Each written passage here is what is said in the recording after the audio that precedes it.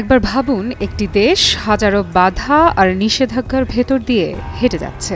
একপাশে কূটনীতির হাসি আর একপাশে চাপে রাখা হচ্ছে অস্ত্র ছাড়ার আহ্বান। ঠিক তখনই ইরানের প্রেসিডেন্ট মাসুদ পেজেশকিয়ান হঠাৎ দাঁড়িয়ে পড়লেন সময়ের মুখোমুখি। বললেন, কোনো অবস্থাতেই আমরা আমাদের পরমাণু স্থাপনাগুলোর বিষয়ে আপোষ করব না। এই ঘোষণার শব্দগুলো যেন কেবল বাতাসে ভেসে আসা কথা নয়, প্রতিটা শব্দ এক একটা তরবারি। পেজেশকিয়ানের চোখে শান্তি মানে দুর্বলতা নয়, বরং শান্তি মানে আত্মমর্যাদা বজায় রেখে কথা বলা। তিনি স্পষ্ট করে বলেন, ইরান শান্তির পক্ষে আলোচনায় বিশ্বাসী, কিন্তু নিজের প্রযুক্তি, নিজের অর্জন তা কখনো কারো চাপে ছেড়ে দেবে না।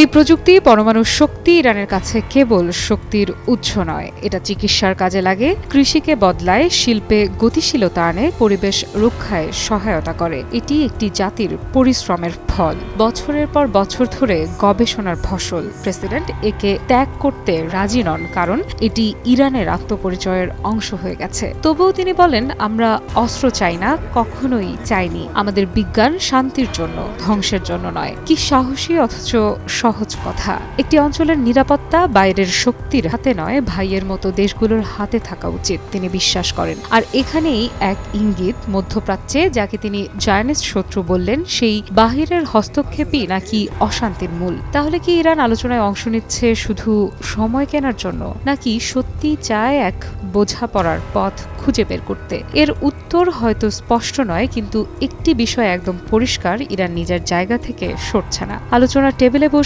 কিন্তু মাথা নত করে নয়।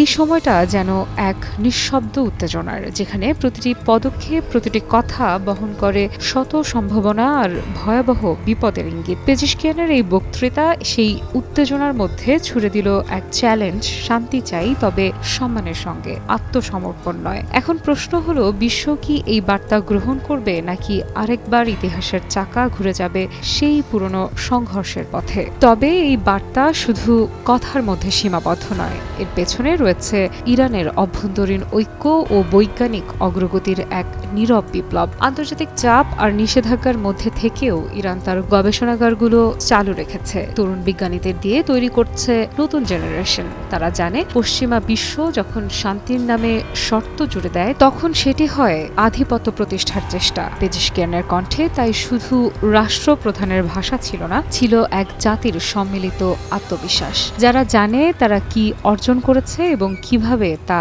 রক্ষা করতে হয়।